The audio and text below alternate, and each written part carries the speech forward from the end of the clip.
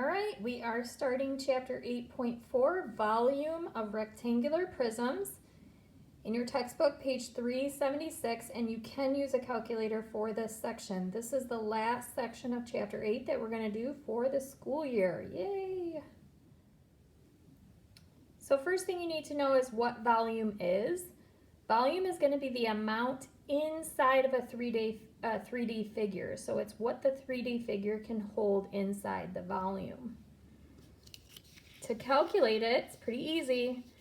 It's just multiplying length times width times height. So you're given 3 different dimensions and you're just going to multiply all of them together. That's why a calculator will be helpful in this section. So remember, volume is length times width times height. So let's look at an example here. So I have 1/2 meters, 7/8 meters, and 5/8 meters. Remember, when you're multiplying fractions, you do not need a common denominator. So I just set it up here, 5/8 plus multiplied by 7/8 multiplied by 1/2. So remember, when you multiply fractions, you can just multiply across the top and multiply across the bottom. So I have 5 times 7 times 1, 5 times 7 times 1, and then 8 times 8 times 2, 8 times 8 times 2. If you do that in your calculator, you'll get these answers. 35 over 128 and meters cubed.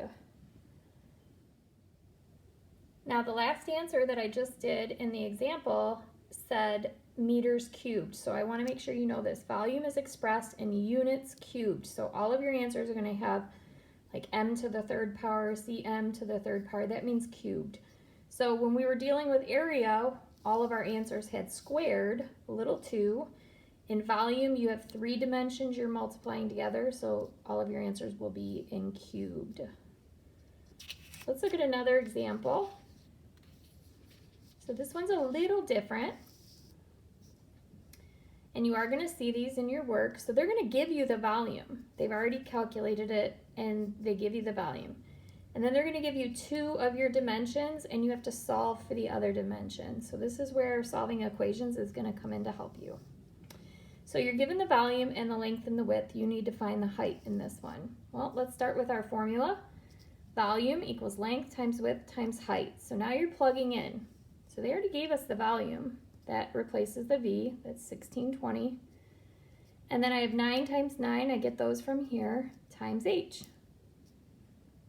Well, I multiplied out what I could, and I got 9 times 9 is 81 times H, and I still have this 1620. Well, this is an equation here. So this is 81 times H. In order to solve it, we're going to divide on both sides of our fence. Remember that?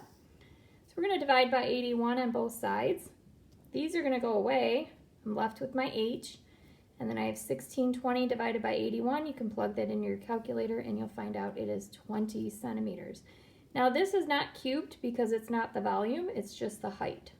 So when you're solving for volume, you're going to have the cubed. If you're solving for a dimension, you'll just have the unit. I think this is one of the easier sections that we've done. So 8.4 assignment, you can either do textbook, page 378, 4 through 12, not too many, or you can go to bigideasmath.com. There's an 8.4 practice there for you. You can check your answer up to 3 times, which I don't think will be necessary, and you can use your calculator. So good luck on that.